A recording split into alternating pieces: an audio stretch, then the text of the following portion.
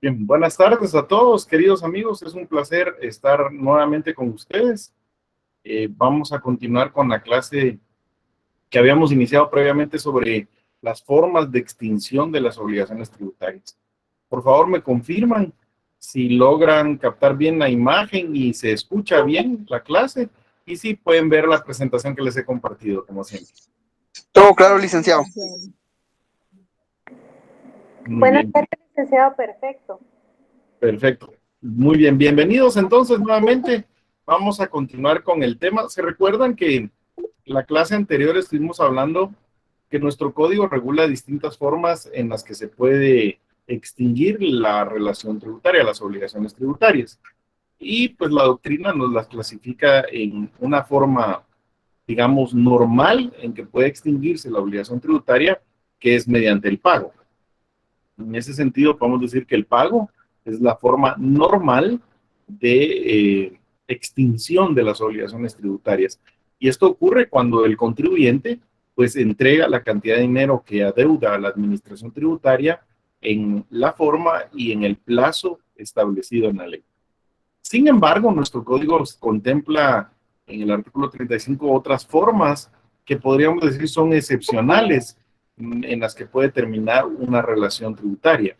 Esto es, por ejemplo, la compensación, la confusión, la condonación o remisión de las obligaciones tributarias y la prescripción.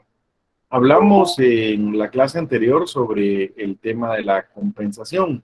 Ustedes se recuerdan, hablamos de que existe compensación cuando en una obligación el acreedor y el deudor tienen deudas recíprocas, de tal suerte que el acreedor es, digamos, le deben en una deuda, pero en otra deuda es él el que debe. Es decir, son dos personas que son acreedores y deudores a título propio y por derecho propio recíprocamente. Entonces se compensa ahí la obligación con la intención de no tener que pagar. Esto ocurre cuando un contribuyente le debe en virtud de un tributo a la administración tributaria y la administración tributaria le debe al contribuyente, ya sea en virtud de un pago hecho en exceso, de un cálculo mal elaborado o de un crédito fiscal, que fue el ejemplo que más discutimos en la anterior clase.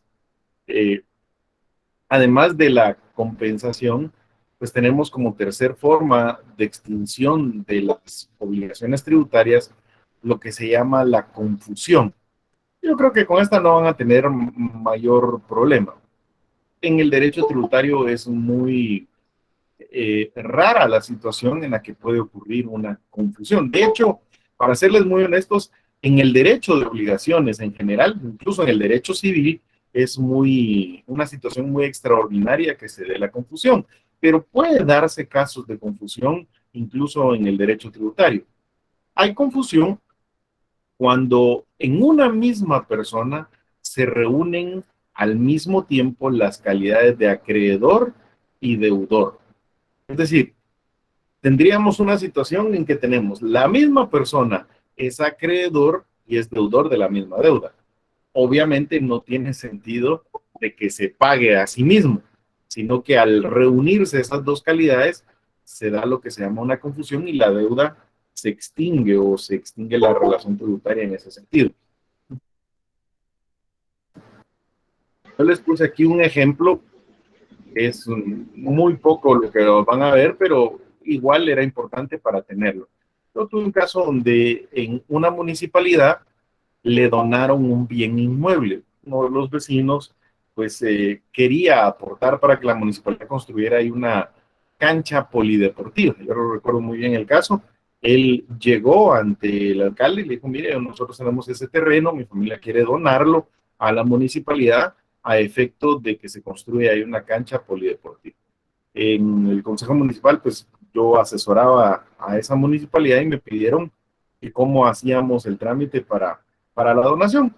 Se emitió el acuerdo del Consejo, aceptando la donación que se hacía, y en virtud del contrato de donación, eh, pongamos como ejemplo, Estuardo Castellanos le traslada la propiedad de un bien inmueble a la municipalidad de Guatemala. Manera de ejemplo nada más.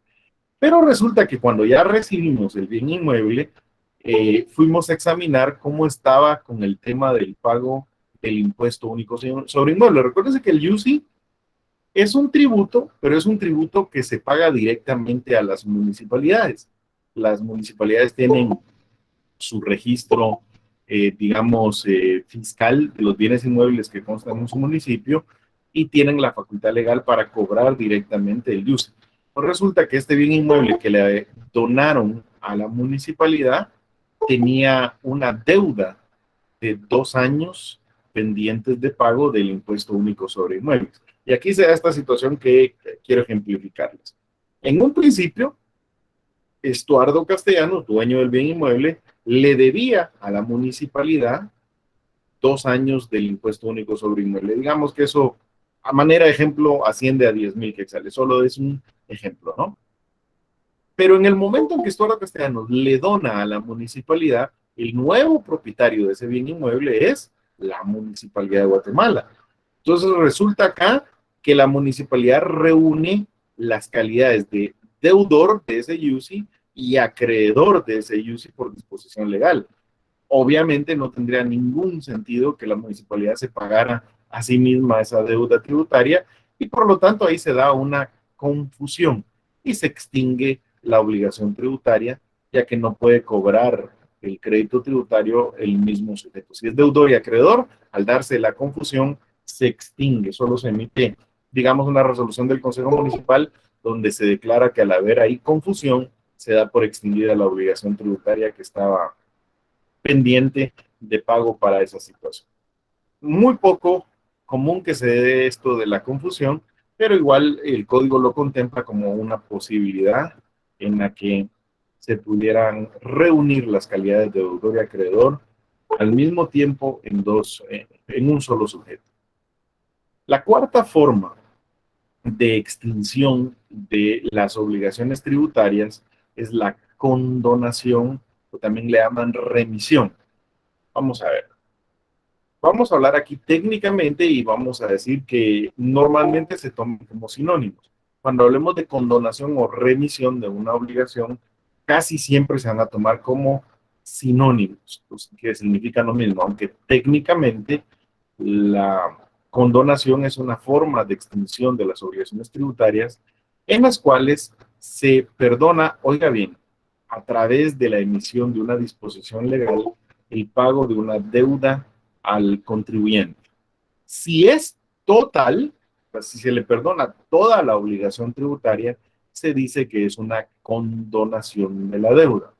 Si es parcial, se dice que remitieron una parte de la obligación tributaria. Es decir, la diferencia, mis amigos, entre la condonación y la remisión, técnicamente, es que la condonación es una extinción de toda la obligación tributaria, mientras que la remisión solamente se extingue una parte de la obligación tributaria. En el caso de Guatemala se toman, o el código las utiliza como sinónimos.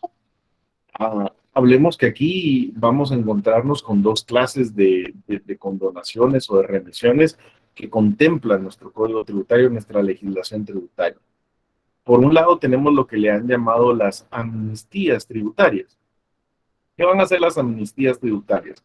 Bueno, es la condonación o la remisión de las obligaciones tributarias que se hace emitiendo una ley, digamos un decreto del Congreso de la República que perdona el pago de esas obligaciones tributarias. No sé si lo han escuchado en alguna oportunidad, y se decretaron una amnistía del impuesto sobre la renta, por ejemplo, de los últimos 5 años, de los últimos 3 años. Cuando hablemos de una amnistía tributaria, la clave es que se va a tratar de una condonación de las deudas tributarias, pero que se hace a través de la emisión de un decreto del Congreso de la República. Si se hace de otra manera, se le llama simple y sencillamente condonación. Por ejemplo, que alguna norma permita que la propia administración tributaria al azar condone las obligaciones, pues entonces se hace una escritura o un documento de condonación. Pero cuando se hace con la emisión de una ley, le llaman amnistía tributaria. Si es parcial, nuevamente solo le llaman una remisión. Se dice, se decretó una remisión a través de una amnistía tributaria, Si es total, se le llama condonación y entonces se dice se condonaron las obligaciones tributarias en virtud de la amnistía decretada por el Congreso. La clave, mis amigos, es que cuando hablemos de amnistía, nos referimos a que el Congreso de la República emitió un decreto perdonando las obligaciones tributarias. Es distinto cuando hablemos de una exoneración, que ya en otra clase lo mencionaba por ahí alguien. Se dice que la exoneración es cuando el presidente de la República, porque si ustedes me ayudan con la lectura, vamos a la Constitución. En el artículo 183 de la Constitución, donde están las atribuciones del presidente, encontramos la literal R. Yo quisiera que alguien nos ayude ahí con la lectura de la literal R del 183 de la Constitución. Ustedes me dicen quién. ¿Tienen por ahí a la mano su Constitución? Sí, licenciado. 183, por favor, Yolanda. Muy bien, como todo. 183. Sección cuarta, recursos. Artículo 183, recursos. En el procedimiento económico coactivo en contra... Vamos a ver, Yolanda, por favor. 183, pero de la Constitución. Necesito que me lea. Usted está leyendo el Código Tributario. Sí, perdonen. Pasa. Aquí lo tengo. Lo siento. 183. Ya lo tengo. Ya, ok. Artículo 183. Funciones del presidente de la República. Son funciones del presidente de la República, inciso A, cumplir y hacer cumplir la Constitución. No los vamos a leer todos, solo quiero que me lea el inciso R hoy. R, muy bien. No vamos a tardar toda la clase solo con ese artículo. Sí. Inciso R, muy bien. Exonerar de multas y recargos a los contribuyentes que hubieran incurrido en ella por no cubrir sus impuestos dentro de los términos legales o por actos u omisiones en el orden administrativo. Correcto. Lo que nos está diciendo acá es que tiene el presidente de la República la facultad de exonerar a los contribuyentes el pago de las multas que se les pueden imponer o de los recargos que se les pueden hacer por no pagar los tributos en tiempo. A eso se le llama exoneración. Y si ven, se trata de una forma de extinguir la obligación tributaria, pero una parte de la obligación tributaria sería una especie de remisión que hace el presidente de la República y que ya lo comentamos en alguna clase. Esta misma facultad la encontramos en su Código Tributario, que yo quisiera que vean cómo la aborda el Código Tributario. Alguien que me haga favor de leer el artículo 46 del Código Tributario para que nos enfoquemos. Ahora sí, del código. Aquí lo tengo, sí. Del Código Tributario. Artículo 46, condonaciones. La obligación de pago de los tributos causados solo puede ser condonada o remitida por la ley.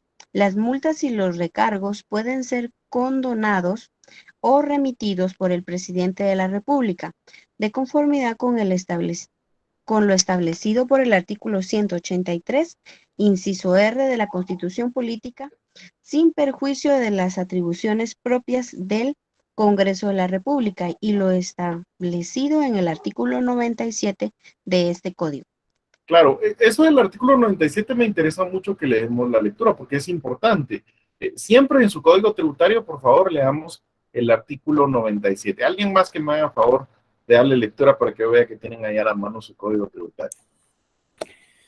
Exoneración de multas, recargos e intereses. La exoneración de recargos y multas corresponde al presidente de la República, quien puede autorizar a la administración tributaria para ejercitar esta facultad. Los intereses constituyen recargos. Correcto. Lo que nos está diciendo entonces que en armonía con lo que establece la Constitución, la facultad para exonerar el pago de multas o para exonerar del pago de los recargos, dentro de lo que incluiría el interés o los intereses, le corresponde al presidente de la República. Pero el artículo nos da una facultad muy interesante. Nos dice que el presidente puede delegar esa facultad en la Superintendencia de Administración Tributaria para que sea la superintendencia la que haga esa exoneración. Es decir, aunque es una facultad que la Constitución le da al presidente, también la ley le da la potestad de poder delegarla a la Superintendencia de Administración Tributaria. Cuando acudimos al presidente o por delegación a la SAT y le pedimos que exonere el pago de las multas y recargos, si el presidente lo autoriza, eso sería una condonación. O si solo autoriza una parte, eso sería una remisión de la obligación tributaria y extinguiría esa obligación tributaria del pago de multas y de recargos. Ahora, la exoneración, o más bien la condonación del pago del tributo como tal, eso solo se puede hacer mediante una disposición del Congreso de la República, mediante un decreto emitido por el Congreso, y para ello pues tendría que seguirse todo ese procedimiento legislativo que vimos en las clases anteriores y emitir una ley que condonara las obligaciones tributarias de un periodo de tiempo, y a eso le llaman una amnistía tributaria. Yo creo que no les tiene que dar mucho problema el tema de la condonación, son muy fáciles de comprender, igual que la confusión. La confusión es muy rara que ocurra, se da cuando en el mismo sujeto, la administración tributaria, se reúnen las dos calidades, es deudor y acreedor al mismo tiempo, y eso es muy raro que ocurra. Yo les puse ahí un ejemplo, que adquiere por donación un bien, pero el bien implicaba el pago del IUSI y eso estaba, digamos, atrasado por un periodo. Y la condonación o remisión, pues que es el perdón que se da y que extingue de la obligación. Carlos, ¿tiene alguna duda? Le escuchamos. Licenciado, buenas tardes. Buenas tardes, qué gusto de saludar. Muchas gracias igualmente, licenciado. Con el tema de la confusión, en el artículo 45 habla que la reunión en el sujeto activo de la obligación tributaria. En este caso, ¿sería únicamente la confusión para el sujeto activo? ¿No aplicaría en este caso en el sujeto pasivo? En este caso de las obligaciones tributarias, solamente podría haber confusión en el sujeto activo. Y le voy a explicar por qué. Es muy fácil de entender. Lo que pasa es que en una obligación tributaria nunca puede ser el particular el sujeto activo. O sea, no podría ser que se reunieran la calidad de acreedor en un particular, en un contribuyente. Porque el acreedor de la obligación tributaria siempre va a ser el Estado, la administración tributaria. Entonces, yo no le puedo deber tributos a un particular. Eso no es factible. El sujeto activo siempre es el Estado. Por lo tanto, la calidad de sujeto activo nunca la puede tener un particular. Lo que se puede reunir es la calidad de sujeto activo y sujeto pasivo en el Estado. Pero el particular solamente puede tener la calidad de sujeto pasivo, nunca puede tener la calidad de sujeto activo. Entonces no podría haber, digamos, confusión en un contribuyente sola o en un órgano del Estado, Carlos. No sé si logra captar, es muy fácil. Es que el único que puede ser sujeto activo de los tributos es el Estado. Entonces no podría darse la situación de una confusión en un particular, mi amigo. Sí, es que surge la pregunta porque en alguna oportunidad, pues, en la compañía nosotros, pues, nos debían crédito fiscal del IVA. ¿Sí? Y nosotros, pues, le solicitamos a la SAT que nos pagara intereses sobre ese crédito del IVA que nos había dejado atrasado durante mucho tiempo. Y sí hubo una resolución donde la SAT concedió y nos pagó intereses sobre ese crédito fiscal que nos debía la SAT, pero sí nos lo autorizaron a través de una resolución. Pero no les pagó, sino que lo compensó con alguna deuda tributaria del contribuyente. No, sí fue en cheque el pago. Mire qué interesante. Sería de ver el caso. Me gustaría como conocerlo más a detalle y sobre todo la resolución que emitió la SAT, ¿verdad? Que haya reconocido el pago de intereses me parece algo...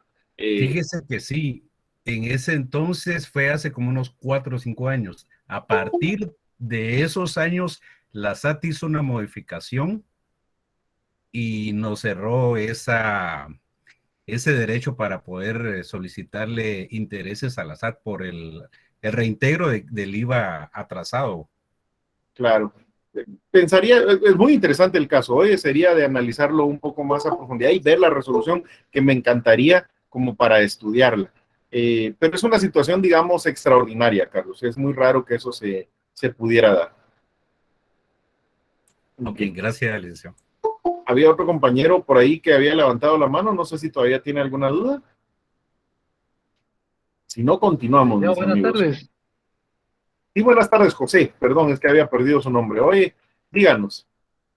Solamente me causa una duda eso de la condonación, ya que en hace algunos días yo escuché una noticia que a una persona que estaba procesada, que fue específicamente este señor, creo que se llama no sé si es Roberto Alejos, en un caso que él estaba procesado, que le habían condonado una deuda de pagos fiscales al Estado por haber sido él como participó como colaborador eficaz en un proceso de defraudación. Pero no sé, me quedé yo con duda de eso porque según la ley, pues solo el presidente tiene la potestad o puede delegar a la administración de la SAT, ¿verdad? Para poder hacer eso según lo que acabamos de leer. Pero no me causa duda eso, no sé si usted tendrá algún conocimiento sobre ese caso, licenciado. Fíjese que no lo conozco y le puedo adelantar, yo pensaría que no es legal que lo hayan hecho dentro de un proceso penal, una condonación de una deuda tributaria. No encuentro yo la forma legal en que la hayan podido llevar a cabo. No lo permite la ley. De hecho, yo le voy a decir, el Código Procesal Penal, cuando establece la posibilidad de aplicarle alguna medida desjudicializadora al proceso penal en materia tributaria, por ejemplo, la suspensión condicional de la persecución penal o un criterio de oportunidad, siempre en materia tributaria establece que el requisito para que se pueda aplicar estas medidas como el criterio de oportunidad o la suspensión condicional, siempre va a ser que el contribuyente haya previamente pagado los tributos que se le señalan de haber defraudado, más las correspondientes multas y recargos. De tal suerte que es un requisito legal para poder aplicarle alguno de estos beneficios del derecho procesal penal a un sindicado que cancele el tema tributario. De hecho, yo les voy a ser muy honesto.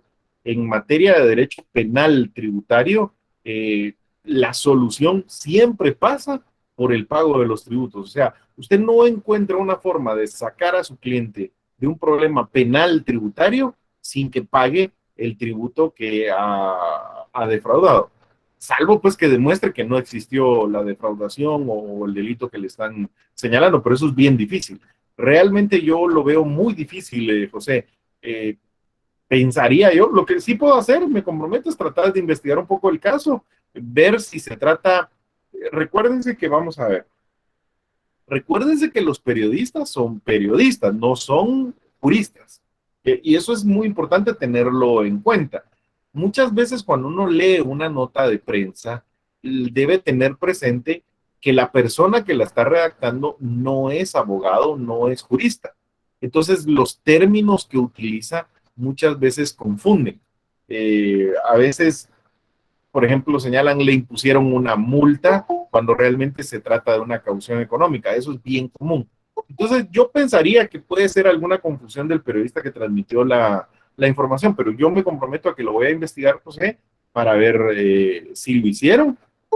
Ahora, lo que sí le adelanto es que yo no veo forma legal en la que lo hayan hecho. Una condonación del pago de tributo dentro de un proceso penal no hay una norma jurídica que lo permita. De hecho, insisto, los artículos del Código Procesal Penal ponen como requisito para poder otorgarle cualquiera de los beneficios que permiten darle salidas alternativas al proceso penal, siempre el pago de los tributos, con la multa, con los recargos.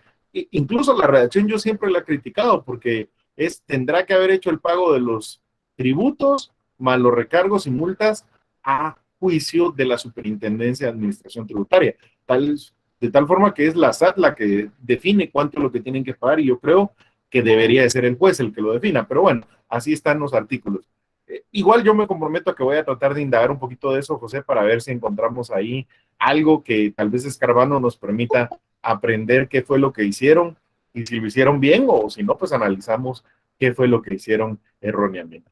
Mientras tanto, nosotros avancemos porque nos queda la última forma de extinción de las obligaciones tributarias, que es además la forma más importante. Es decir, dentro de las obligaciones tributarias, ustedes van a ver que básicamente tenemos dos salidas. O el contribuyente paga, o lo que puede ocurrir es que la Superintendencia de Administración Tributaria no haga el ejercicio de la acción que le corresponde para requerir ese pago en el tiempo que la ley establece. Son, digamos que en términos generales, las únicas dos formas que yo veo que realmente en la práctica permiten que las personas se puedan liberar o se pueda extinguir una obligación tributaria. Y entonces, cuando la superintendencia, cuando la administración tributaria no ejerce esa facultad que la ley le da para cobrar el tributo en el tiempo que la ley le concede, estamos ante una prescripción. Yo creo que ustedes tienen pleno conocimiento del tema de la prescripción. Acá, desde el punto de vista tributario, la prescripción es una forma de extinguir las obligaciones tributarias. Y en esta forma de extinción, la obligación se termina debido a que la administración tributaria no ejercita esa facultad legal que tiene para cobrar en el periodo de tiempo que la ley establece. ¿Cuál es ese periodo de tiempo que la ley establece? Bueno, en términos generales son 4 años según el artículo 47, que me gustaría que lo leamos porque este es un artículo importante que ustedes lo tomen en cuenta. ¿Quién de ustedes me puede hacer favor de darle lectura al artículo 47 de su Código Tributario? Para que podamos escucharlo todos. Yo lo tengo, licenciado. Buenas tardes. Muchas gracias, Aleida. Buenas tardes y por favor la escuchamos. Gracias. Artículo 47.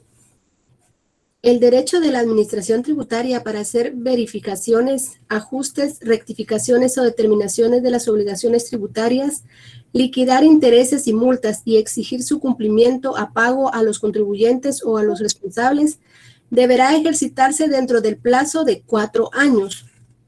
En el mismo plazo relacionado con el párrafo anterior, los contribuyentes o los responsables deberán ejercitar su derecho de repetición en cuanto a lo pagado en exceso o indebidamente cobrado por concepto de tributos, intereses, recargos y multas. El plazo para ejercitar su derecho de repetición previsto en el párrafo anterior se inicia a contar desde el día siguiente a aquel en que se realizó el pago indebido o se constituyó el saldo en exceso.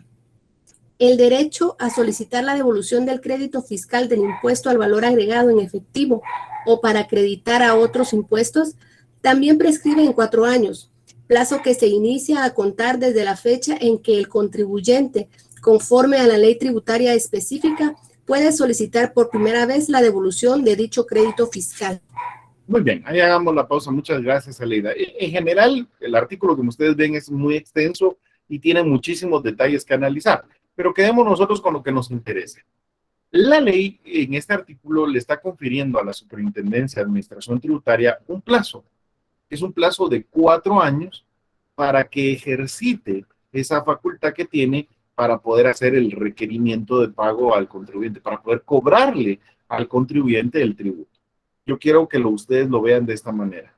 Si surgió la obligación tributaria, se dio el hecho generador y surge la obligación del contribuyente de pagar el tributo, pero este no lo paga voluntariamente, la superintendencia tendría, esa es parte de sus atribuciones, que fiscalizarlo, que determinar que no ha pagado ese tributo y requerirle el pago. Incluso si no paga voluntariamente después de haber sido requerido, pues ejercer el proceso correspondiente ante los tribunales para poder cobrarle, que ya hablaremos de la parte procesal en las siguientes clases. Ahora bien, ¿qué pasa si la Superintendencia de Administración Tributaria o el sujeto activo del tributo no ejercita esa facultad que tiene para cobrar y transcurren 4 años. Lo que ocurre es que se da una prescripción de esa obligación tributaria y por ende se extingue la obligación tributaria. El contribuyente queda liberado de esa obligación debido a que no le cobraron en el plazo legalmente establecido. 4 años es un periodo suficiente para que la administración determine el tributo y haga efectivo el cobro. También opera en sentido opuesto.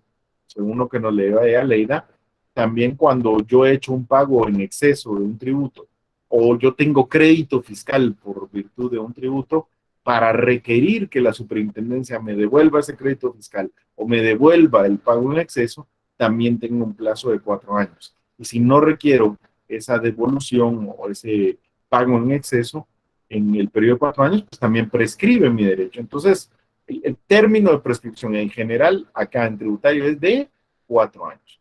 Yo siempre les cuento que a nosotros nos pasó cuando nosotros formé parte de la Junta Directiva del Instituto de Magistrados, que es, digamos que es una asociación gremial de los magistrados. Pues me pareció muy raro porque yo siempre, como dice el dicho, ¿verdad? En casa de herrero, cuchillo de palo. Pues cuando nosotros tomamos la Junta Directiva, lo primero que hicimos fue revisar cómo estaba la situación tributaria, cómo estaba la situación, digamos, de las obligaciones del Instituto de Magistrados, y nos percatamos de 2 cosas. El instituto había sido fundado, parece que en 1976. Estamos hablando que ya tiene más de 40 años de fundación. Y se inscribió en ese momento en la municipalidad, que era donde se inscribían las personas jurídicas, pero no se registró en la Superintendencia de Administración Tributaria. Y nunca había hecho el pago de ningún tributo. Estamos hablando de un periodo de 40 años.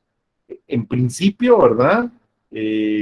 Los compañeros estaban un poco alterados porque dicen, miren, estamos hablando aquí de que se deben 40 años de tributos. Yo no sé cuánto va a salirnos ahí, más las multas, más los recargos, intereses, eso va a ser una suma muy grande.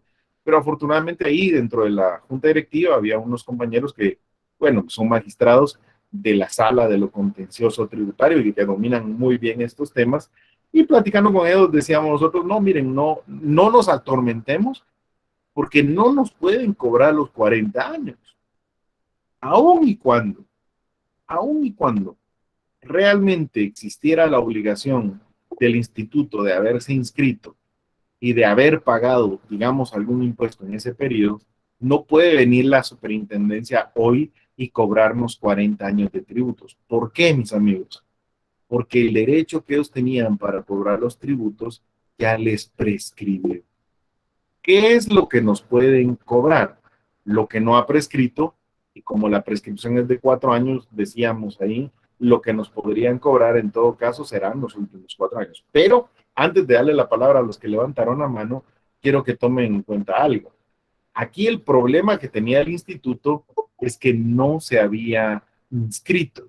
Y cuando un contribuyente no se registró adecuadamente, eso es incumplimiento de una obligación formal, aplica un plazo distinto, que yo quisiera que le demos lectura al artículo 48 y luego yo les doy la palabra. ¿Quién me hace favor de leer el artículo 48?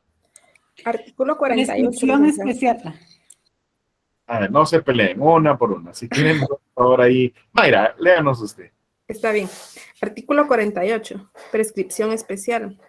No obstante lo establecido en el artículo anterior, el plazo de la prescripción se ampliará a 8 años, cuando el contribuyente o responsable no se haya registrado en la administración tributaria. Así es.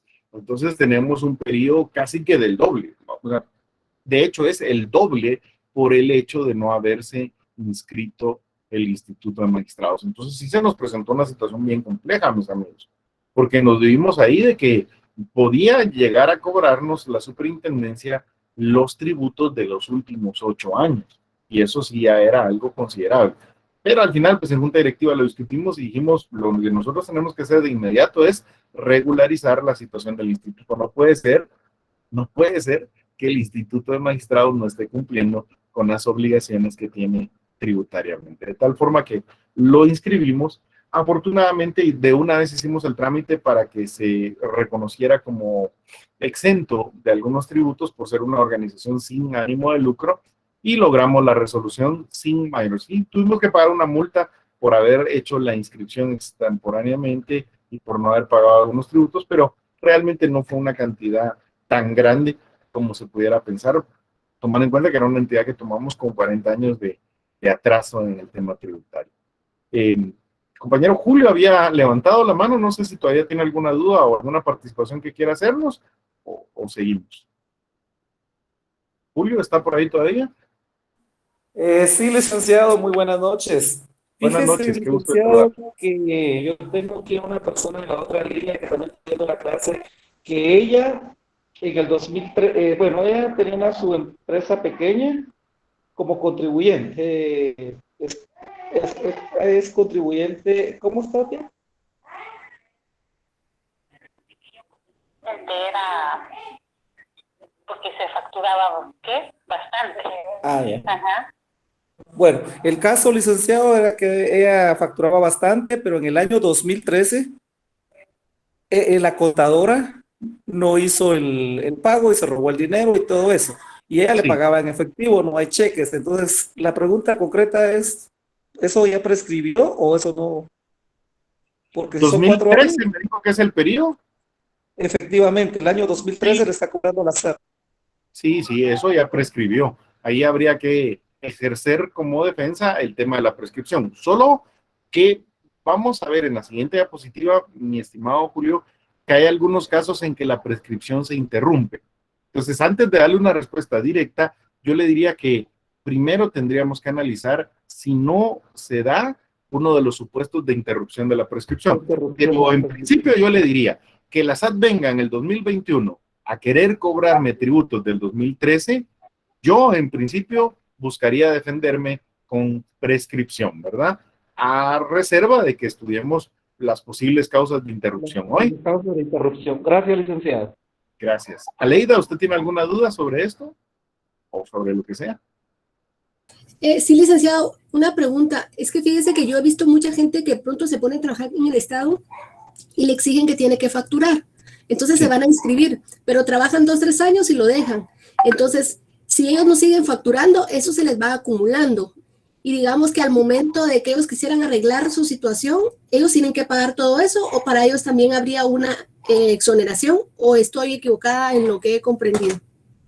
Vamos a ver, como mezcló varias preguntas, vamos a ir en orden. Usted dice, se inscribió y facturó cuando estuvo trabajando para el Estado. Así es. Luego dejó de trabajar y entiendo que también dejó de facturar. Así es. Aquí hay algo bien interesante, ¿verdad, Leida? El hecho de haber dejado de facturar significa que no está prestando sus servicios, que no está trabajando, y por lo tanto no se está dando el hecho generador, por lo menos para el pago del IVA, o para el pago del impuesto sobre la renta, que serían los dos, digamos, como que más directamente pueden afectar a una persona en esa situación. Para aquí el cuidado que tiene que tener es el siguiente, Leida. Aunque ya no esté prestando sus servicios o ya no esté facturando, el contribuyente sí tiene que hacer su declaración. Digamos que lo normal para una persona de situación es que tenga que hacer su declaración mensual del IVA y su declaración del impuesto sobre la renta. Si no lo hace, está incumpliendo con una obligación formal, que es lo que le llaman los omisos en la SAT, y eso implica una multa. Entonces, si realmente lo que pasó es que dejó de trabajar, tiene que hacer un trámite, digamos, para cerrar ahí esa obligación tributaria que ya no se dé. Ahí el problema es de que al dejar simple y sencillamente de presentar las declaraciones, incurre en multas. Ahora bien, cuando usted en su pregunta dijo, ¿sí aplica ahí una exoneración o una prescripción? Sí, las dos, pero en distinta forma, ¿verdad? La prescripción es que si esta situación ha durado los últimos 10 años, por darle un ejemplo, los primeros 6 años ya le prescribieron a la Superintendencia de Administración Tributaria. Y lo que podrá hacer o exigirle es que pague los últimos 4 años, porque el tema de la prescripción solo le permite a la SAT reclamar el pago de los últimos 4 años. Insisto, a reserva de que tenemos que ver que hay causas por las cuales se puede interrumpir esa prescripción y tenemos que analizar cuál es el efecto de esa interrupción. Ahorita lo vamos a ver. Y el otro, la superintendencia, con tal de que las personas regularicen, normalmente decreta exoneraciones del pago de multas o recargos con la intención de que las personas se pongan al día en esas obligaciones. Esos movimientos, por los mensajes que están mandando ahí, esas declaraciones efectivamente se presentan que no hubo movimiento, que no hubo prestación de servicios, se presenta la declaración a cero y por lo tanto no tiene que pagar tributo, pero sí tiene que presentar la declaración. Si no presentó la declaración, el problema es de que está incumpliendo una obligación formal y sí tiene una multa ahí que debería de pagar, ¿verdad, Leila? Gracias, licenciado. Muy claro. Bien. Leonel, ¿tiene alguna pregunta usted? Sí, buenas tardes, licenciado. Fíjese que tengo una duda en cuanto a la prescripción del artículo 47, que ahí dice que son 4 años, y la prescripción que está señalada en el artículo 76, que ahí dice que las infracciones y sanciones tributarias prescriben por el transcurso de 5 años. Sí. Ahí vamos a ver, la de 4 años, mi querido Leonel, se refiere a las obligaciones de pagar tributos, que es la que estamos estudiando. La obligación de pagar el tributo le prescribe en 4 años. Ahora, en el artículo 76, si usted le da lectura al artículo, por favor, ¿lo tiene ahí a mano? Sí, dice artículo 76, prescripción. Las infracciones y sanciones tributarias prescriben por el transcurso de 5 años, contados a partir de la fecha en que se cometió la infracción o quedó firme la sanción, respectivamente. Esto es, cuando un contribuyente ha incurrido en una infracción tributaria, no cumplió con una ley formal tributaria, el plazo no es de 4, sino que es de 5 años, porque ahí cambia, es una obligación distinta. No es lo mismo la obligación de pagar el tributo que la obligación de, por ejemplo, ¿verdad?, una sanción que le impusieron por no haberse registrado. El término de prescripción variaría ahí de 4 a 5 años, Leonel, en ese ejemplo que usted está leyendo. Porque son sanciones que se le pueden imponer por infracciones en las que ha incurrido. Okay, muchas gracias, licenciado. Sí, 76 del Código Tributario, ¿verdad? Por ahí. Jessica, ¿tiene alguna duda? Licenciado, una pregunta. En este caso, por ejemplo, que la SAT venga y notifique al contribuyente de que tiene inconsistencias. Inician un proceso y el contribuyente se reniega a presentarse, obviamente, a arreglar la situación. Y en este caso se lleva otro proceso. ¿Ahí aplicaría todavía el periodo de prescripción o ya no? Vamos a ver. El problema, y yo quisiera que hablemos de esto, es de que en el momento en que usted dice que se le inicia un procedimiento al contribuyente y el contribuyente se negó de alguna manera a acudir en el procedimiento, ahí tenemos una de las circunstancias mediante las cuales se interrumpe la prescripción. Si ustedes me hacen favor, leyendo el artículo 50, podemos analizar las distintas circunstancias en que la ley establece que se puede interrumpir la prescripción. ¿Tiene su código tributario, Jessica, que me haga favor de leer el artículo 50? Sí, licenciado, permíteme un segundo, lo busco. Gracias.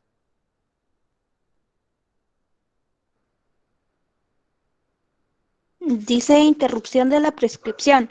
La prescripción se interrumpe por, 1, la determinación de la obligación tributaria, ya sea que ésta se efectúe por el sujeto pasivo o por la administración tributaria, tomándose como fecha del acto interrumpido de la prescripción la de la presentación de la declaración respectiva o la fecha de la notificación de la determinación efectuada por la administración tributaria. En este último caso, la misma se efectuará conforme a lo que establecen los artículos 103 y 107 de este código. La notificación de conferimiento de audiencia por ajustes de los tributos, intereses, recargos y multas no interrumpe la prescripción. Muy bien. Y 2, la notificación de resolución por la que la administración tributaria confirme ajustes del tributo, intereses, recargos y multas y que contengan la cantidad líquida y exigible. Ok. Si ustedes se dan cuenta, aquí lo que tenemos entonces son casos en los que se interrumpe la prescripción, ahí en el artículo 50, y contempla varios casos de interrupción. De hecho, con la reforma, este artículo tiene 9 incisos, ¿verdad? Para no leerlos todos, lo que quisiera dejar claro, yo les hice un resumen ahí en la diapositiva, es que cuando, por ejemplo, la Superintendencia de Administración Tributaria inicia un procedimiento, cita al contribuyente para determinar el tributo que éste debe y le da audiencia, ese acto de la superintendencia interrumpe la prescripción. Cuando la superintendencia emite una resolución en la cual determina la cantidad de dinero que el contribuyente debe del tributo, que eso es lo que se llama la determinación de la obligación tributaria, eso interrumpe la prescripción. Cuando la superintendencia, por ejemplo, ha emitido esa resolución y se plantea un recurso administrativo contra esa resolución, eso interrumpe la prescripción. Cuando el contribuyente presenta un memorial en donde reconoce que debe el tributo, eso también interrumpe la prescripción, el reconocimiento que haga el contribuyente de la obligación tributaria. O cuando se ejerce o ya se presenta una demanda judicial por parte de la superintendencia para requerir el pago, eso interrumpe la prescripción. Bueno, en general, tienen ahí, yo quisiera que por favor lean todos los incisos del artículo 50 a efecto de que ustedes puedan ver ahí los casos en los que se interrumpe la prescripción. Déjenme que le explique qué ocurriría si se da una de estas situaciones. Vamos a suponer, en nuestro ejemplo, que yo se los puse de esa manera presente para que lo analizáramos juntos, que tenemos una obligación tributaria y que la Superintendencia de Administración Tributaria no había hecho nada durante 3 años, 11 meses. Durante 3 años y 11 meses la superintendencia no llevó a cabo ningún procedimiento, ningún requerimiento, no dio audiencia, no inició acciones. Entonces ya tenemos prácticamente 3 años, 11 meses que han corrido del término de prescripción. Uno pudiera decir, está a punto de prescribir esa obligación tributaria. Pero en ese momento, justo a los 3 años con 11 meses, la superintendencia inicia el procedimiento de determinación tributaria y le notifica al contribuyente la resolución correspondiente. Ese acto del procedimiento que la superintendencia inició y darle o conferirle la audiencia para la determinación tributaria interrumpe la prescripción según el artículo 50. ¿Qué efectos provoca esa interrupción de la prescripción? Eso es lo que quizás me interesa más que lo vean. En el momento en que se da esa interrupción de la prescripción, todo el tiempo que ya había pasado, esos 3 años con 11 meses, ya no se computa.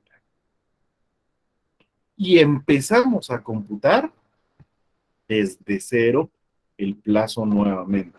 Es decir, en el momento en que se dio esa determinación de la obligación tributaria, prácticamente esos 3 años, 11 meses, quedan sin ninguna validez, sin ningún valor, y a partir de la fecha en que le notificaron al contribuyente en la determinación de la obligación tributaria, empieza otra vez a correr el plazo de 4 años, de tal suerte que esa prescripción no se llegó a consumar.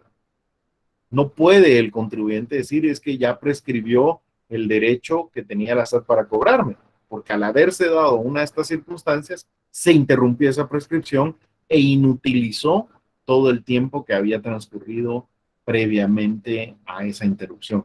Eso es lo que hay que tener mucho cuidado, porque hay personas que, por ejemplo, me plantean algún caso como el que ustedes están mencionando hace algunos momentos y me dicen, mire, a mí me están cobrando tributos del 2013.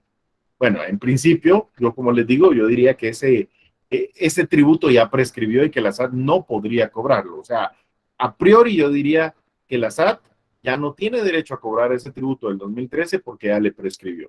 Pero cuando vamos y vemos el expediente, resulta que, por decirlo de alguna manera, en el año 2017, el contribuyente presentó un memorial a la superintendencia y en el memorial reconoció que debía el tributo.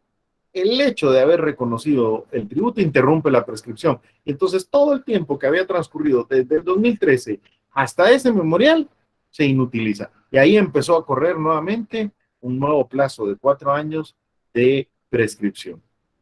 Posteriormente vino el contribuyente, hizo un pago parcial en el 2019. Volvió a interrumpir la prescripción, inutilizando todo el tiempo que había transcurrido previamente y empezándose a computar un nuevo plazo. Cuando venimos a darnos cuenta, en el 2021, esa obligación tributaria todavía no ha prescrito.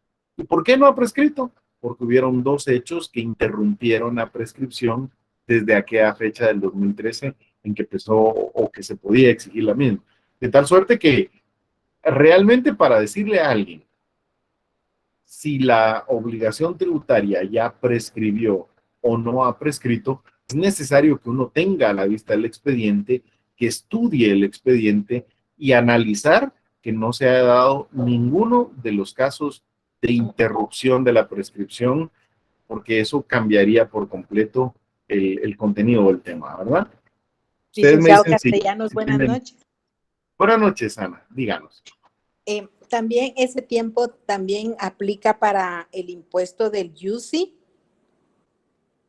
También Gracias. aplica para las obligaciones que surgen del UCI, la municipalidad también tiene un plazo de 4 años para ejercer el cobro. Si no lo hace en 4 años, prescribe. Ahora bien, cuidado, porque si la municipalidad inició algún procedimiento y giró audiencia o corrió audiencia al contribuyente o determinó el UCI que el contribuyente debía, eso interrumpió la prescripción, que eso es lo que normalmente ocurre, ¿verdad? Cuando vienen con uno y le dicen, mire, la municipalidad me está cobrando 17 años de UCI. Cuando me dicen a mí en esos casos, yo le diría que en principio no le pueden cobrar 17 años de UCI. La municipalidad, los primeros años ya le prescribieron. Le podrá cobrar únicamente los últimos 4 años, que son los que no han prescrito. Sin embargo, insisto, habría que ver el expediente para ver si no existió, por ejemplo, un pago parcial. Hay ocasiones en que el contribuyente ha pagado un trimestre del UCI y ese pago que hizo de un trimestre del UCI interrumpió la prescripción y el problema con la interrupción de la prescripción, lo que yo quisiera que me comprendieran y por eso les hice el esquemita ahí, es que todo el tiempo que había transcurrido se queda inutilizado y al momento en que se interrumpe volvemos a empezar a computar otra vez la prescripción. Eso es lo que hay que tener con mucho cuidado nada más, Ana, que no se haya dado ninguna circunstancia de interrupción. En el caso de las municipalidades, muchas veces no se ha dado la interrupción, o sea, las municipalidades son muy negligentes en el cobro del UCI. Básicamente la municipalidad es, si el contribuyente llega y paga el UCI, le reciben el pago, pero si no llega, no son proactivos, no ejercen el cobro, no hacen nada por cobrarlo. Entonces usted encuentra muchos casos de gente a la que la municipalidad de repente les manda una nota y les dice, mire, usted debe los últimos 12 años del UCI. De inmediato, la primera defensa que uno hace de su cliente es la prescripción de todos esos años y solamente se queda peleando o pagando los últimos 4 años que no han prescrito, ¿verdad, Ana? Y con Muchas eso le gracias, ahorra un montón de dinero a su cliente. Wendy, ¿usted tenía alguna duda? Sí, licenciado, es casi sobre lo mismo del pago del UCI. Por acá me contaron un tema de que hubo un alcalde que estuvo 5 veces consecutivas en la alcaldía. Él era amigo de esta persona. Esta persona falleció y nunca pagó UCI.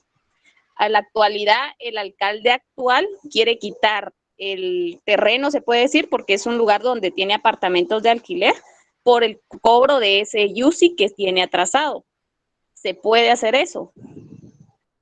No, bueno, no, ¿verdad? Quitarlo no puede. En todo caso, la municipalidad lo que podría es promover un proceso para el cobro de ese UCI. Y en ese proceso, por eso le cambié ahorita la diapositiva, esta persona tiene la potestad de defenderse.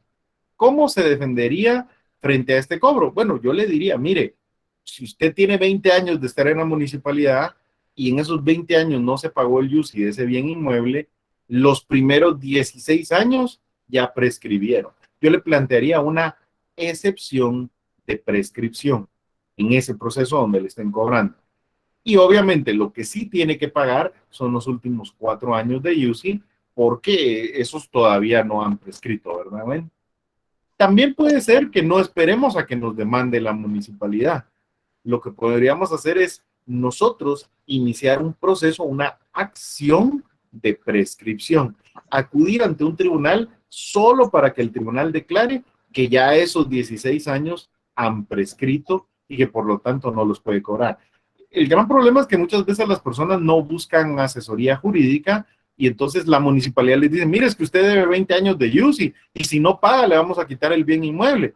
Entonces la pobre gente lo que hace normalmente es pagar el UCI de los 20 años. Y cuidado, que si usted está pagando un UCI que ya había prescrito, en el momento en que paga, está renunciando a esa prescripción porque está haciendo efectivo el pago. Según los términos del artículo 51, el pagar sin oponer la prescripción se considera una renuncia y por lo tanto el pago sería válido. Hay que tener cuidado ahí, sobre todo con gente que no tiene asesoría, ¿verdad? Licenciado, de que pongámosle que él no puede venir y cobrar los 24 años atrás, sino 4 años actuales en los que él está actualmente ahorita de alcalde. Es correcto, así es. Siempre hago la salvedad, ¿verdad, Wendy? Hay que ver siempre el expediente para determinar que no hay ninguna causa de interrupción de la prescripción. Eso es importante. ¿Por qué? Pues, porque hay muchas causas de interrupción, ¿verdad? Entonces hay que leerse bien el artículo 50 y ver cada una de las causas y ver que en el caso concreto no se incurrió en ninguna de esas causas para que no se haya interrumpido la prescripción, güey. Gracias, Lee. Licenciado, disculpe, yo tengo una pregunta. Cuando Muy bien, Becky. Cuando se termina de pagar una propiedad, sí, ¿se puede pedir a la municipalidad la rebaja del UCI de esa propiedad? No, vamos a ver.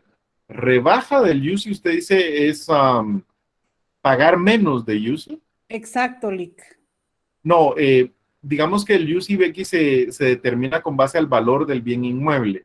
Lo que valga el bien inmueble, hay una tabla que determina cuánto es lo que tiene que pagar de UCI. Y la municipalidad no tiene la potestad, digamos, de rebajar. Puede exonerar el pago de las multas y recargos, pero en sí el monto del UCI la municipalidad no tiene esa potestad. Ahora, lo que ocurre muchas veces es que la valoración del bien inmueble no está acorde a su valor real. Es decir, hay muchísimos bienes inmuebles que están inscritos en la matrícula fiscal con un valor de 10,000 quetzales, pero su valor real es de 500,000 quetzales o de 1,000,000 de quetzales. Entonces ahí lo que ocurre es que esos inmuebles están pagando menos del UCI que deberían de estar pagando. ¿Por qué? Porque no se ha valuado adecuadamente el inmueble. Pero reducir el monto del UCI no puede la municipalidad, ¿verdad? Gracias, licenciado, muy amable. Muy bien. Carlos, por el orden en que levantaron la mano. Sí, gracias, licenciado. Con una consulta, en el caso de la notificación, interrumpe lo que es la prescripción. Ahora, depende qué le notificaron. No, es básicamente una duda. En el caso de que se le notifica, se le trata de notificar al contribuyente, pero no es localizado el contribuyente y pasan, ¿qué le digo? 7 años. ¿Qué procede en este caso, licenciado? Gracias. Vamos a ver. Cuando uno se inscribe como contribuyente, hay un domicilio tributario que es el que queda registrado en la Superintendencia de Administración Tributaria. Y las notificaciones que se envíen a ese domicilio son válidas aunque el contribuyente no se encuentre, Carlos. Correcto. De tal forma que la notificación que le hicieron sería válida, aunque de hecho no estuviera ahí. Ahora, lo que pasa es de que es muy abstracto el caso, ¿verdad? Pudiera ser que a un contribuyente no se le ha podido notificar por alguna circunstancia y mientras no haya sido notificado, no interrumpe la prescripción. Sigue corriendo la prescripción. Por ejemplo, en el caso de que la superintendencia promueve una demanda y del juzgado mandan a notificar, pero no logran hacer la notificación por distintos motivos. El hecho de que no hayan notificado la demanda implica que no ha interrumpido todavía la prescripción. Ahí está corriendo el término de prescripción.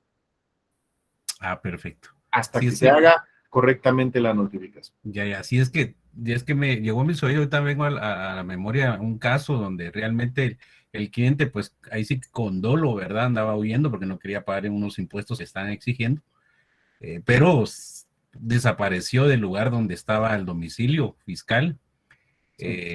Pero la duda me quedó a mí, ¿qué pasa si ya transcurrieron después de los 4 años desde que debieron de haberse notificado, ¿verdad? Entonces, si se Sí, bueno, ahí la superintendencia le podía notificar en el domicilio. Y es más, fíjese que las leyes tributarias son mucho más estrictas que, digamos, las leyes civiles. Por ejemplo, en tributario, cuando se le notifica a un contribuyente en el domicilio tributario registrado, citándolo para un tema tributario y él no comparece, incluso se puede considerar una resistencia a la acción fiscalizadora y ya pasar de lo que es puramente tributario administrativo a pasar a un tema penal tributario.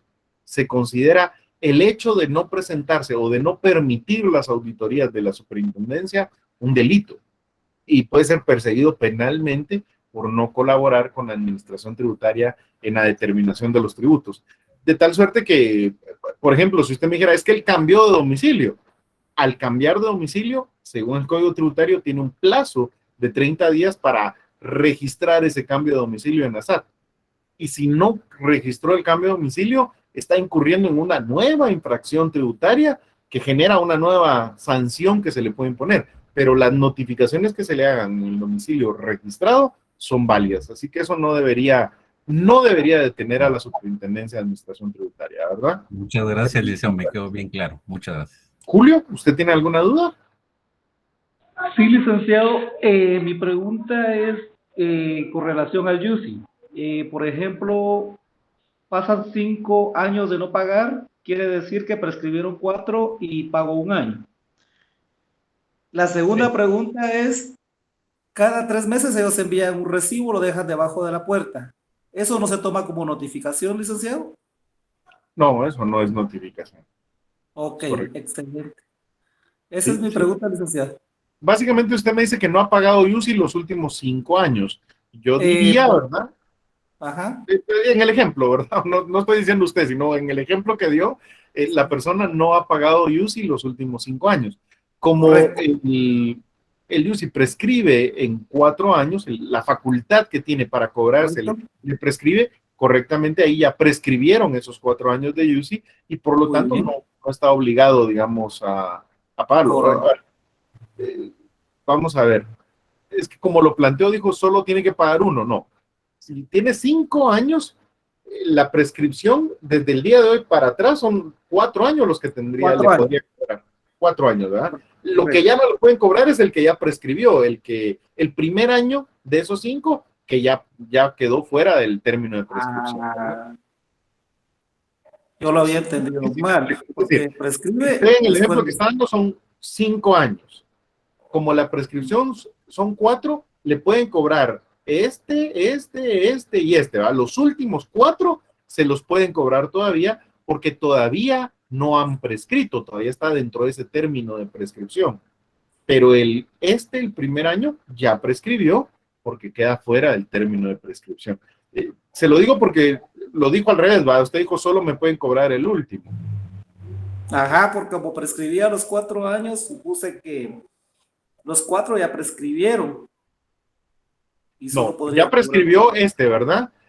Todavía no, porque si se da cuenta, este año todavía tiene 1, 2, 3, 4, todavía está dentro de la prescripción.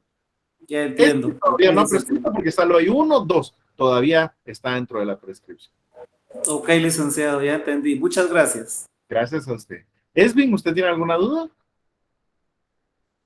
Sí, buenas noches, licenciado. Era con respecto a esas especies de notificaciones que deja la municipalidad cuando las pone debajo de las puertas, que si al momento de querer hacer una compraventa de un bien inmueble y se tuviera que pagar todo el impuesto que no se ha pagado, esos sobres de alguna manera podrían interrumpir la prescripción de ese UCI.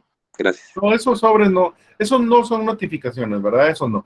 Pero la municipalidad sí puede iniciar un procedimiento administrativo y mandarle a notificar que se le está dando audiencia en ese procedimiento. Esa notificación sí interrumpiría la prescripción. Ahora, esos sobres que son, no sé cómo llamarle, recordatorios de pago o requerimientos de pago, esos no interrumpen la prescripción. Ahora, lo que sí tienen que tener cuidado, mis amigos, es que a veces las propias personas van y pagan un trimestre del UCI. En el momento en que hacen efectivo ese pago, eso interrumpe la prescripción. Eso sí hay que considerarlo, ¿verdad? O por ejemplo, los que están pagando su casa con un crédito bancario. Normalmente en la cuota que pagan al banco se incluye el UCI. Y el banco ahí opera como un agente, digamos, retenedor. Yo le pago al banco la cuota del crédito y ahí va la cuota del UCI. El banco toma su dinero del crédito y toma lo del UCI también, y lo del UCI el banco se lo entrega a la municipalidad. Ahí hay un pago del UCI que también interrumpe la prescripción. Y eso le pasa a muchos que han comprado la casa del crédito y dicen, yo nunca he pagado UCI, pero dentro de la cuota que está pagando al banco sí va el pago del UCI y el banco sí lo está pagando a la municipalidad. Y entonces ahí hay interrupción de la prescripción. Hay que analizar cada caso. No es tan sencillo esto de la interrupción porque hay que ver cada caso en concreto, ¿verdad? Evelyn, ¿tiene alguna duda? Sí, licenciado, buenas noches. Era referente a lo que decían de el cambiar de montos del UCI. ¿Se podría a través de una compraventa bajar el precio al inmueble? Bajarle no, ¿verdad? O sea, yo como estoy haciendo una compraventa, yo puedo vender mi propiedad según mi lógica, ¿verdad? Claro. En la cantidad que yo estipule. Y eso es correcto. Ahora, el UCI no va a bajar ahí, le explico por qué. Hagámoslo con un tracto sencillo. Supongamos que primero yo le vendo la casa a usted, Evel. Cuando yo le vendo la casa, se la vendo en 200,000 quetzales. Entonces, cuando se inscribe eso en el registro de la propiedad, el notario que autoriza esa compraventa también tiene que enviar un aviso a Catastro Municipal para registrar esa compraventa. Y dice, Estuardo le vendió a Evelyn en 200,000 quetzales la casa. Entonces le abren matrícula fiscal y dicen, la finca tal, folio tal, del libro tal, le pertenece a Evelyn y cuesta 200,000 quetzales. Y por lo tanto el UCI se va a calcular sobre 200,000. Ahí vamos bien, ¿verdad? Ahora viene usted y usted se la va a vender a Aarón. Y usted muy acertadamente dijo, es mi casa y yo la puedo vender en el monto que yo quiera. Eso es correcto. Usted se la puede vender a Aarón en 10,000 quetzales, ¿le parece? La compraventa es perfectamente válida si usted se la vende a Aarón en 10,000 quetzales. Ahora, aquí viene un problema, Evel. El IVA de esa compraventa, según la ley del IVA, usted lo tiene que pagar sobre el monto por el cual está inscrito el bien inmueble en matrícula fiscal, que es 200,000. Porque la ley del IVA establece que se debe hacer sobre el monto de la compraventa o el valor de matrícula fiscal, el monto que sea superior. Entonces usted el IVA lo tiene que pagar sobre los 200,000. Y luego el notario envía el aviso a Catastro Municipal y dice, Evelyn le vendió a Aarón el bien inmueble por 10,000 quetzales. Catastro dice, registra la compraventa y dice, ahora el bien ya no le pertenece a Evelyn, sino que le pertenece a Aarón. Pero el valor del inmueble sigue siendo 200,000. Porque aunque usted lo haya vendido a 10,000, el inmueble vale 200,000. Usted lo puede vender en lo que usted quiera, pero el inmueble vale 200,000. Y el UCI se va a mantener sobre los 200,000. Ahora bien, entonces me surge otra duda, yo creo que ya me estoy saliendo un poquito de la materia, Sí. Porque la ley también obliga, por ejemplo, si el inmueble no ha sufrido una evaluación dentro de los últimos 5 años, es obligatorio hacer ese avalúo. Sí, para efectos del UCI, la municipalidad puede exigirle el avalúo correspondiente o puede mandarlo a hacer.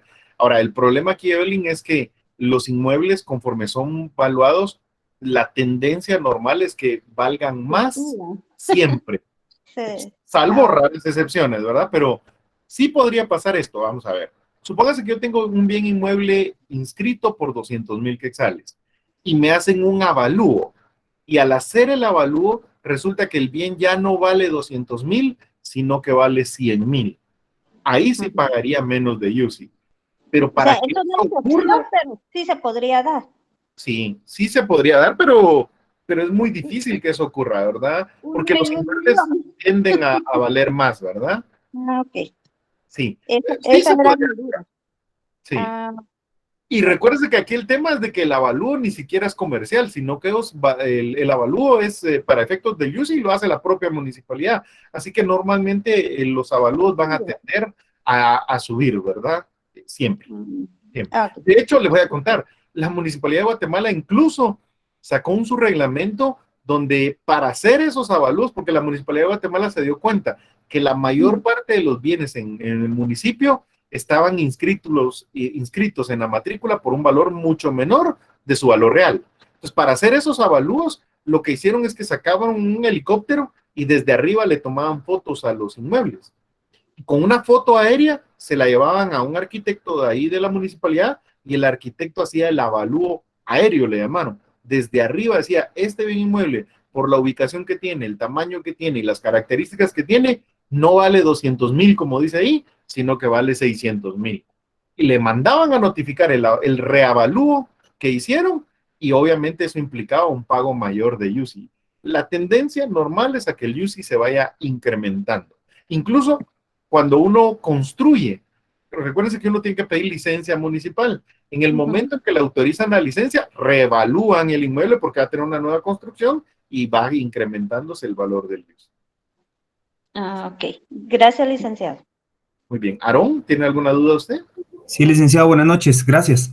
Quisiera ver si es posible que me amplíe o me aclare el tema, el inciso 1, acerca de la interrupción de la prescripción en cuanto a quién o cómo es que se determina el monto de la obligación, licenciado, para entender un poco mejor cómo atacar, digamos, ese punto, ¿vale? Correcto. Mire, la determinación de la obligación tributaria es el siguiente tema que tenemos en el programa. Entonces yo primero se lo voy a ampliar más, pero le puedo resumir. La determinación de la obligación tributaria se puede hacer de dos formas. La puede hacer el propio contribuyente voluntariamente cuando uno hace, por ejemplo, presenta un formulario de declaración del impuesto. Uno mismo está determinando, esto fue el negocio que realicé y esto es lo que tengo que pagar de tributo. Queda sujeto a que la administración tributaria lo pueda revisar y hacer ajustes. Pero una forma de determinación tributaria es la que hace el propio contribuyente.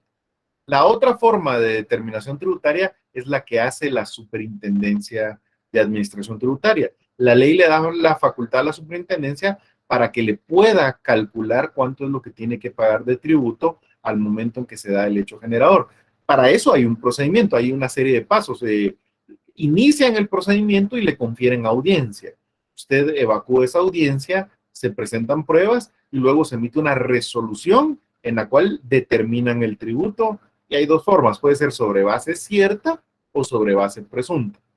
Todo eso lo vamos a ver más detalladamente, pero básicamente la determinación es un procedimiento que puede darse voluntariamente por el contribuyente o puede hacerse mediante un procedimiento administrativo ante la superintendencia, pero tiene que haber una resolución en donde le resuelven, valga la redundancia, este es el monto del tributo que usted tiene que pagar. Cuando le notifican esa resolución, en ese momento se interrumpe la prescripción. Muchas gracias, licenciado. Para servirle. Yolanda, ¿usted tiene alguna duda? Sí, licenciado, muy buenas noches. Al respecto del UCI, ¿verdad? Que como es un tema muy interesante, debido a que pues la mayoría tenemos propiedades y todo, ¿verdad? Pero fíjese que tengo, bueno, un familiar falleció hace como 12 años, ¿verdad? En realidad nunca se ha hecho un intestado.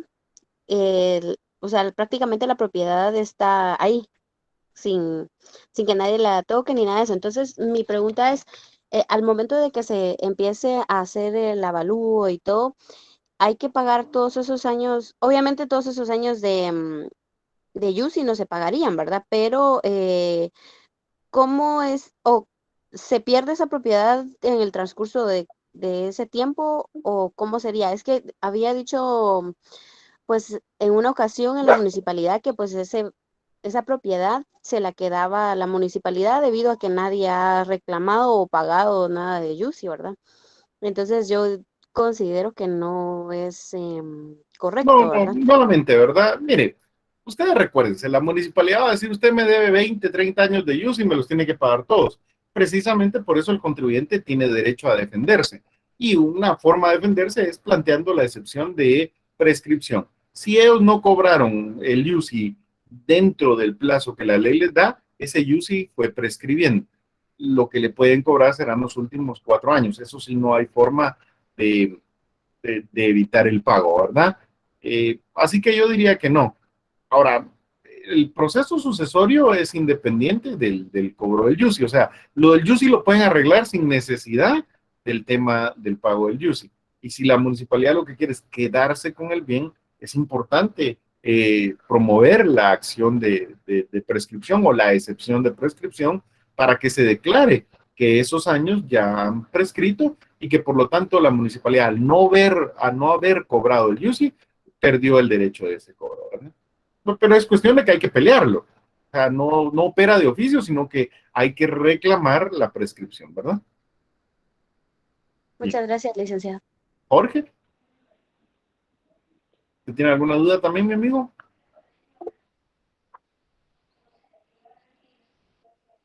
Bien, entonces Aníbal, ¿tiene usted alguna duda? Buenas noches, perdón. Aníbal primero y luego regresamos con usted, Jorge. Yo tengo una consulta. En el caso anterior que la compañera consultó, pues que no se había dado el proceso sucesorio, ¿a quién le va a cobrar si de todos modos no, o sea, la persona obligada a pagar el impuesto murió? Bueno, eso es igual en todos los sucesorios, con todas las deudas, no solo las tributarias. Por ejemplo, la municipalidad tiene la potestad de radicar el proceso sucesorio como acreedora y pedir que se nombre un representante de la mortual.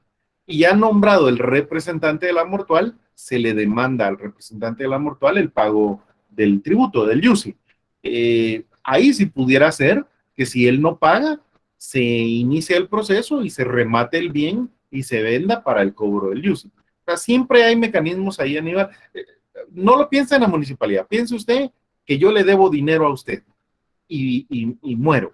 En el momento en que yo muero, usted dice, bueno, pero mi deudor falleció, pero usted sí quiere ejercer su derecho. La misma historia. Entonces, usted tiene derecho como acreedor a pedir que se radique el proceso sucesorio a efecto de que se nombre un representante de esa mortual y poder ejercer su derecho en contra del representante de la mortual. Si usted decide no hacerlo y deja pasar el tiempo, y pasa suficiente tiempo, su derecho puede prescribir. Lo mismo con las municipalidades.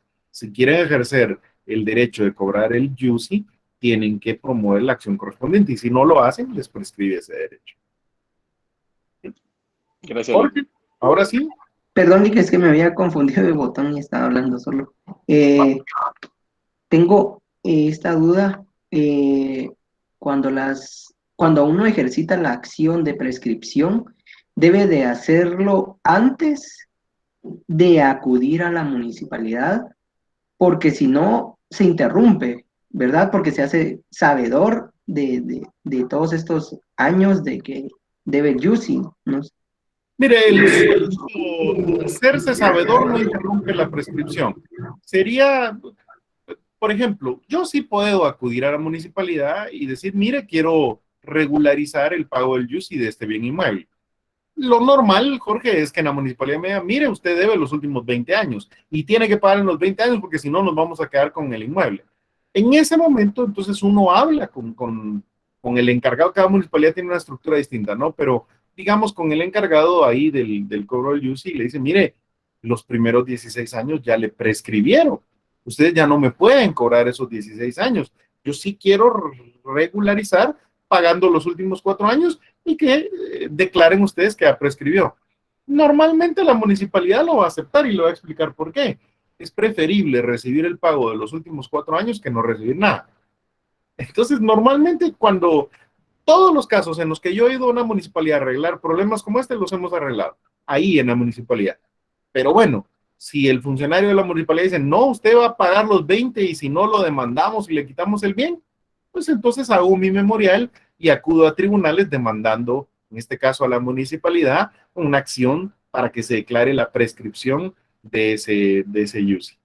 Es muy raro ver eso. La otra forma sería esperar a que la municipalidad me demande a mí el pago. Y cuando me demande, le excepciono de prescripción, ¿verdad? Ahora, lo que sí hay que tener cuidado es que cuando acuda a la municipalidad, en su memorial no reconozca la deuda, no haga un pago parcial, o sea, tener el cuidado de no interrumpir la prescripción. Pero el solo hecho de llegar y hablar en la municipalidad no va a provocar interrupción de la prescripción, ¿verdad, Jorge? Sí, y en este caso, las notificaciones que decía un compañero que solo dejaban sobrecitos cerrados debajo de la puerta, todas las notificaciones deben de hacerse con base a lo que establece las notificaciones en el Código Procesal Civil y Mercantil, o hay algún otro fundamento. Sí, en el caso aquí hay que separar. Hay notificaciones que son administrativas y esas se hacen, hay reglas para notificar en el Código Tributario. Si lo que me dejan es en sí una notificación de un procedimiento administrativo que me iniciaron, eso sí puede interrumpir la prescripción. Lo que decían los compañeros es cuando le mandan esos sobrecitos donde solo es una notita donde le dicen usted debe UCI el trimestre, por favor pase a cancelarlo. Eso, digo yo, son más como recordatorios de pago, no son notificaciones formalmente, pero sí se pueden hacer notificaciones, digamos, con las reglas que establece el Código Tributario en lo administrativo. Y bueno, de ahí pueden venir notificaciones de un juzgado, por ejemplo, un económico coactivo, de un contencioso tributario. Hay que ver qué documento es el que recibió, ¿verdad? Para ver si eso interrumpe o no la prescripción. Gracias, Lick. Muy bien. Wendy, por último, y cerramos la clase por la hora, mis amigos. Solo preguntarle, licenciado, ¿cuánto tiempo es el que tiene la persona antes de que prescriba el proceso sucesorio o intestado? El proceso sucesorio no le prescribe. Lo que puede prescribir es el derecho del acreedor a cobrarle la deuda, digamos, al causante. Y eso depende de qué deuda sea. Si fuera una deuda tributaria, prescriben 4 años, como vimos. Si es una deuda civil, en civil hay muchos plazos de prescripción. Hay deudas civiles que prescriben en 1 año, hay otras que en 2 años, otras en 3 años, otras en 5 años, e incluso hay deudas civiles que prescriben en 10 años. Habría que ver qué deuda es la que tenía. Yo le había entendido que pongámosle que una persona falleció, tiene más de 25 años que falleció y los terrenos que dejó todavía están intestados. Sí. Los hijos todavía no han sacado documentos ni nada. Yo le entendí que ese proceso era el que vencía. No, el sucesorio lo pueden radicar a los 25 años. Yo diría que ya se tardaron demasiado, pero sí lo pueden radicar. El proceso sucesorio como tal no tiene ahí prescripción, pero los acreedores del causante sí les pudo haber prescrito su derecho. Gracias, Lick. Gracias a todos ustedes por la atención y por las preguntas. Los veo el día jueves, continuamos con Derecho Tributario, ¿verdad? Éxitos en sus clases y feliz noche, mis amigos. Feliz noche, licenciado. Feliz noche, licenciado. Que pase feliz noche. Feliz noche. Feliz noche.